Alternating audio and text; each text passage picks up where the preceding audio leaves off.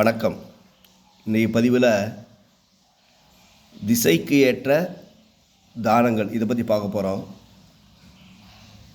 ஒரு ஜாதகத்தில் சூரிய திசை நடைபெற்றால் தீப்பெட்டி தானமும்,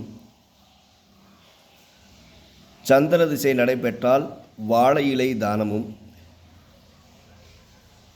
செவ்வாய் திசை நடைபெற்றால் பருப்பு வகை தானமும், ராகு திசை நடைபெற்றால் அப்பள தானமும்,